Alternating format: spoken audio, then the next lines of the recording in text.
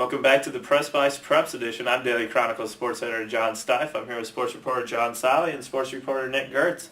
It didn't seem like it would come along this quick, but it's the final week of the regular season, our last chance to talk about a DeKalb team that only won one game so far this year, and it's our last chance to talk about who's going to make the playoffs. We'll start seeing who does. First of all, talk about the team that's in. Genoa Kingston, I believe they have 6 wins so far, and they're coming off 2 losses in a row against tough teams. Talk about where they're at mentally right now. You know, the Cogs had a second straight heartbreaking loss, this time to Stillman Valley, 36-28 in overtime. It was really a just back-and-forth game throughout. Genoa took a huge chance midway through the fourth quarter. They were at 4th and 2 from their own 22, and they've run a fake punt for a touchdown. And that was a big play that got them back in the game. Quarterback Chris Wilkins throws an interception in overtime, and the Cogs lose. All right, and looking at this team, they're 13 right now in the mock playoff standings, which means, the top 16 get to host games in the first round. So it looks like they're going to have to win at Byron to get a home game in the first round of the playoffs. Talk about where they're at and how important it would be to get a win heading into the playoffs. Getting that first game at home in the playoffs, just to get that one under your belt and play a team that, maybe just sneaks into the playoffs, it gives you a winnable game, and playing at home obviously is a big help in the playoffs.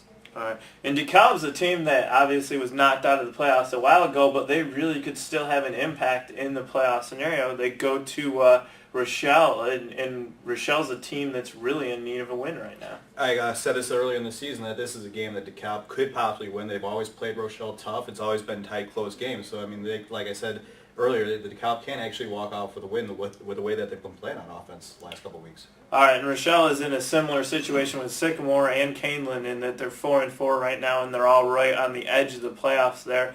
Talk about what kind of motivation that can give to a team like DeKalb playing against a team that they know is trying to win and get in.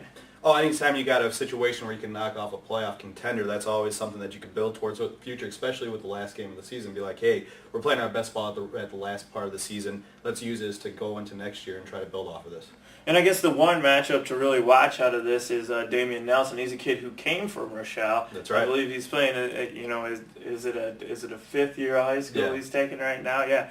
Damian is really taking over as the running back as this year goes on. What do you think that's going to mean to him to be able to go to Rochelle and have a chance to knock his old school out of the playoffs? And it's the senior year, and he's going to want to come off with a big game. And you look at what he's done the last two games. It's been 99 yards and 120 plus against Batavia last week. So I'm sure he's going to want to cap off with another big game.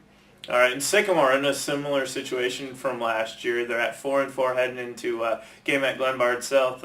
Talking to Joe Ryan, he said that the real difference between this year and last year is just, they're going on the road this year instead of, what they did last year. I guess talk about the end of the season like this. A team really needs a win.